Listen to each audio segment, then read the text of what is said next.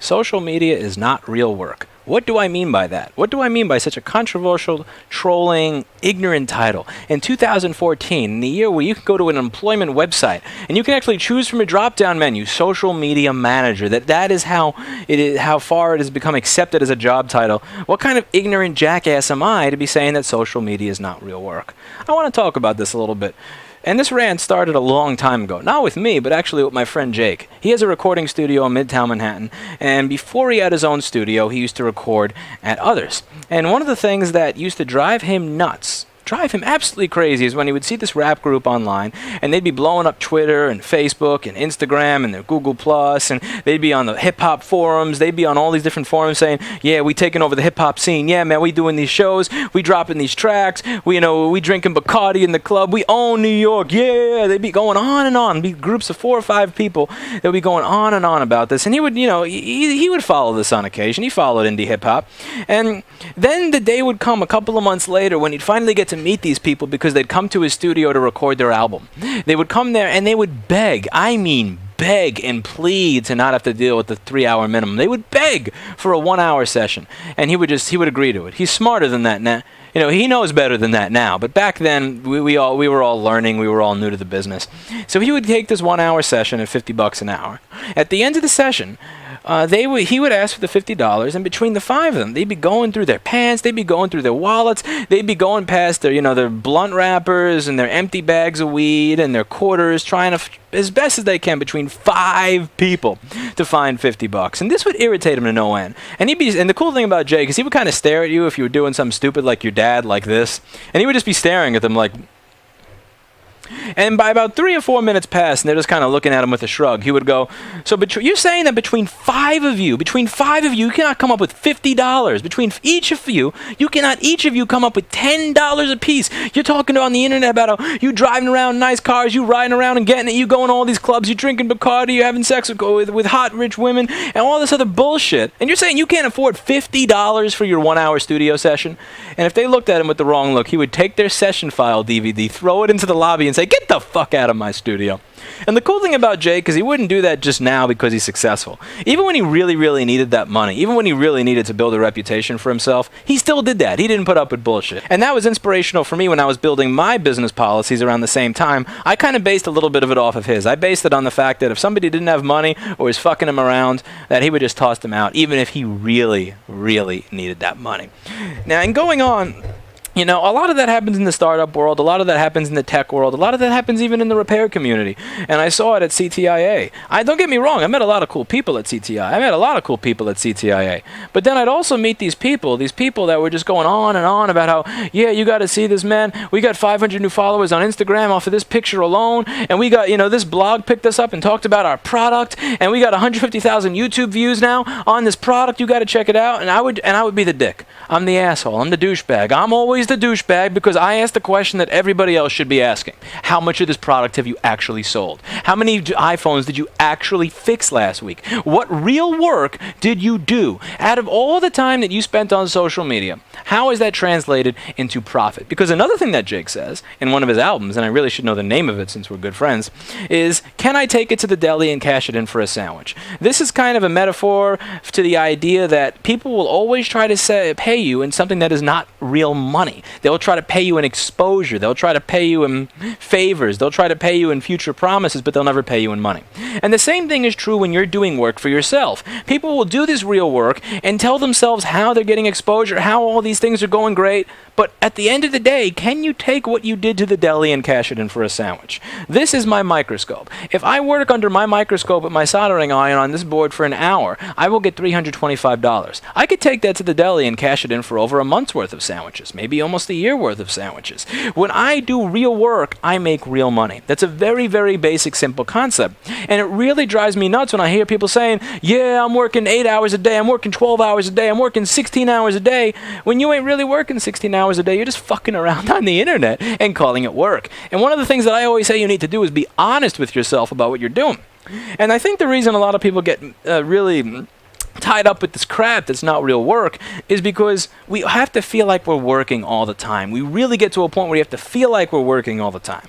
Every independent entrepreneur knows what it feels like to sit in a chair with a table with no work, with a phone that's not ringing, waiting for somebody to call, with minus $500 in our bank account, and rent's due next week, and National Grid's about to turn off my gas, and it's getting to be 30 degrees outside, so I don't feel like taking a cold shower. We all know how that feels. And one of the ways that we try to combat that is to do things that feel like work all the time. And one of the things that we start to do to ourselves is we start to lie to ourselves and call shit work when it ain't real work. Dicking around on the internet is cool. Posting on Slashdot, saying funny things on Twitter, following conversations on Facebook groups is all cool, but don't get it twisted. At the end of the day, that ain't work. That's not going to pay your bills. You're going to pay your bills by doing real work. When I fix this, I get paid. When I go to a store in the area that advertises that they repair Apple products that just opened, and I tell them, hi, are you tired of outsourcing your motherboard repair to a store whose name rhymes with FU, with a 30-day warranty that tell you to go fuck yourselves on day 31,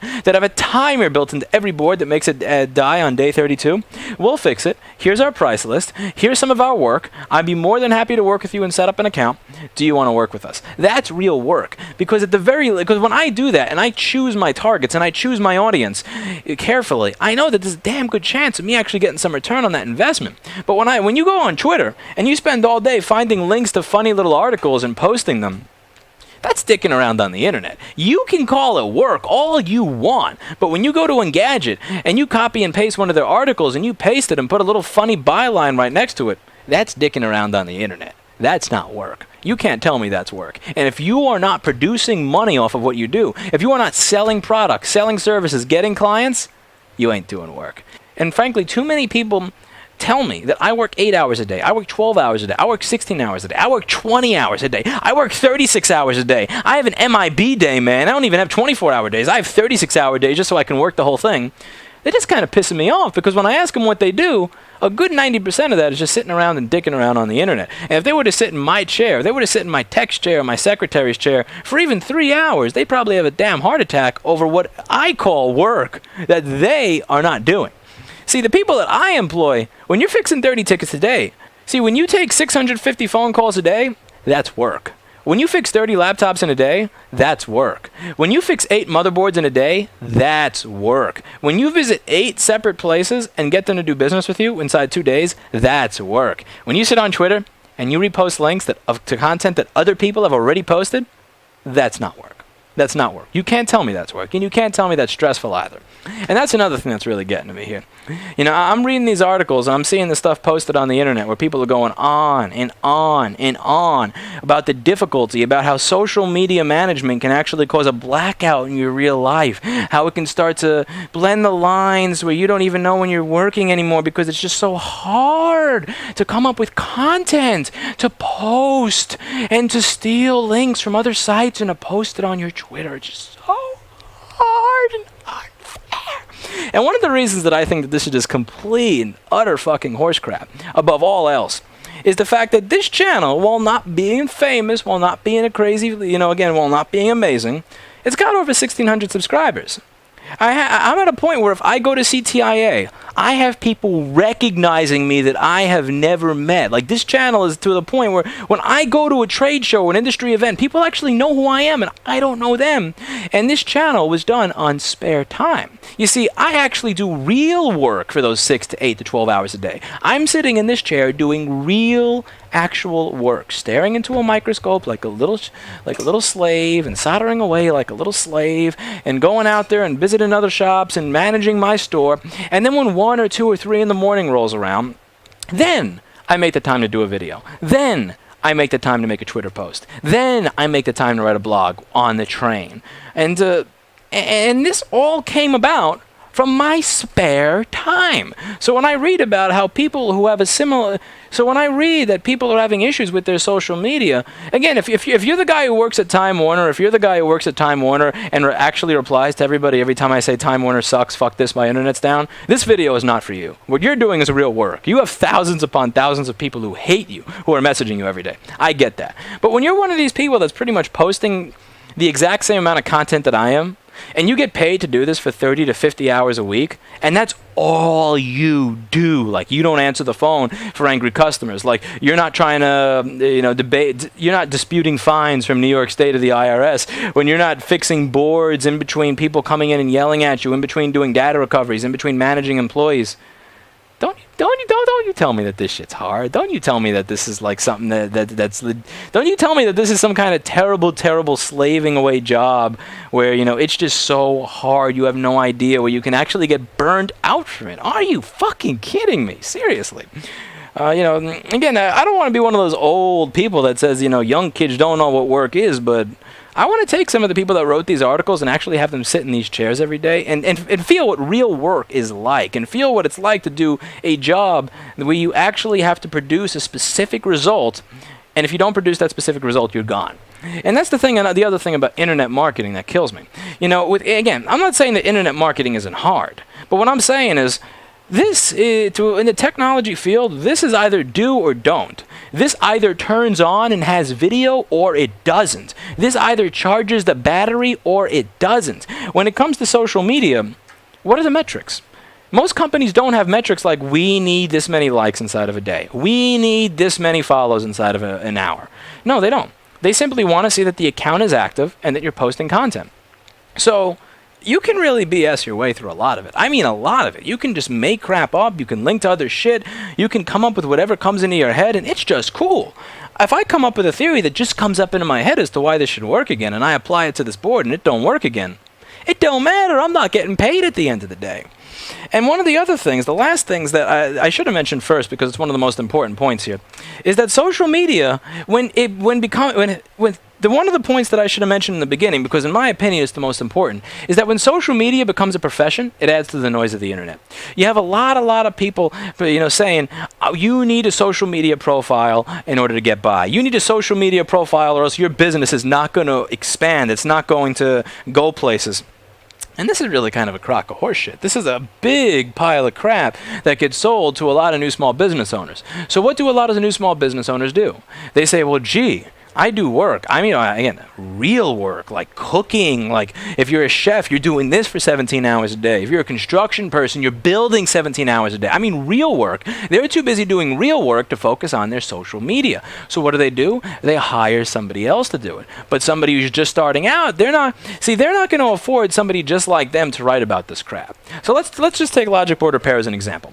Let's say I wanted to hire somebody to do these channels. Let's say I wanted to hire somebody to do walkthroughs with a microscope camera, with narration, like where my social media is a direct reflection of my business. I'd have to pay him $100,000 a year.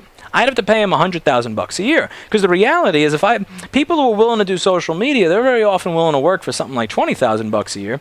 And when I find that person who will work for $20,000 a year, they're going to know how to write content. They're going to know how to put periods at the end of their sentences and commas at the breaks in their sentences. They're going to know how to make titles. They're going to know how to make the content look pretty and seem readable. But the content itself is not going to be from people who are actually in the business. So what you get is this watered-down content that's written by people who have a basic understanding of the subject, but that don't actually understand what makes it interesting. They don't understand what people want to hear, what people want to read. So you wind up with this content that, even though it makes sense, even though it reads like it's, it's something that makes sense, it's just kind of crap that I wouldn't even really want to read if I was on the toilet. And I don't like that. I don't really like logging into Twitter and seeing 300 different fucking accounts telling me that the iPhone 6 bends if you hold it this way, when almost every single one of these 300 accounts is linking to one of the same 3 articles by the same 3 original content creators. People are and that's one of the things. I was very close a year and a half ago to hiring somebody to manage my social media for me. And I was very close to getting myself into this trap. You see, I had a store that I had closed about a year and a half ago in Brooklyn, and at that time I realized that opening multiple stores didn't make sense. What I wanted to do is get as much business as possible out of one store, so I figured I really should get my social media game up so that I could get more people to come to one store. So I went to some meetup groups.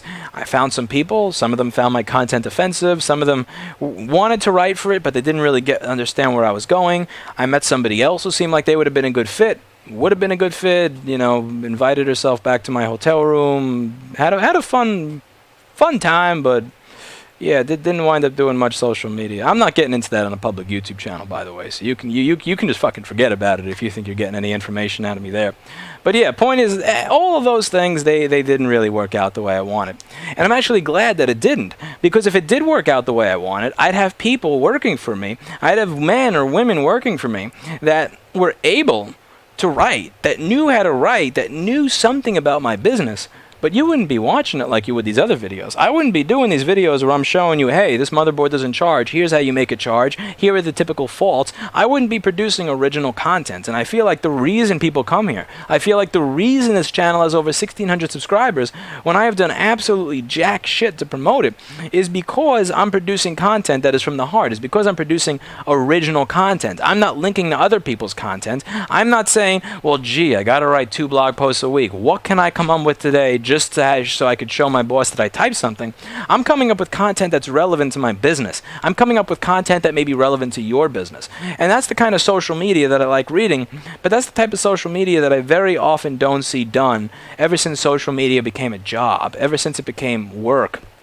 So if you're looking at taking your social media for your business to the next level, think really, really hard about things that you actually want to see spoken about. Think really hard about things that you wish somebody would have told you, and put that stuff out there. And you'll notice that it doesn't take a lot of time. It doesn't take a lot of effort. You don't have to hire people. You don't have to go on Fiverr.com and buy likes.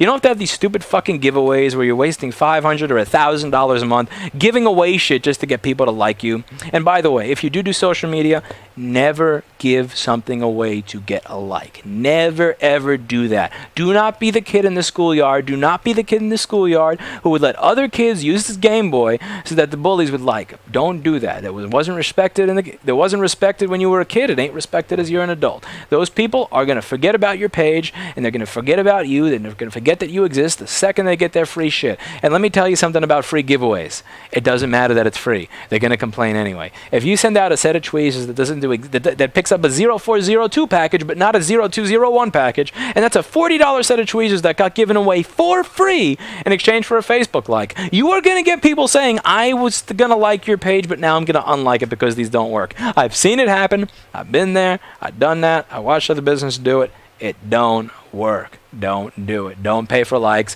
Don't add to the noise of the internet. Don't whine that your job is difficult when the job that you do and you get paid a full-time salary for is what I do between the hours of 1 and 2 in the morning. That's pretty much it. Is social media work? In some circumstances, yes. Is social media work most of the time? No. If you're doing work that does not make you money, should you be calling that work? No. Should you be bragging about how you're doing all these amazing things on the internet when you're not actually doing those things in real life? No. If you're not making real money, should you stay on your social media instead of go out there and actually knock on doors, instead of give out business cards, instead of go out there and find nonprofits that need somebody to set up their networks that don't really have a lot of money to spend? No. You need to get to real fucking work. You need to do the type of work that you can go to the deli and cash in for a sandwich. Because if you cannot trade in what you do for money, then what you're doing ain't worth jack shit.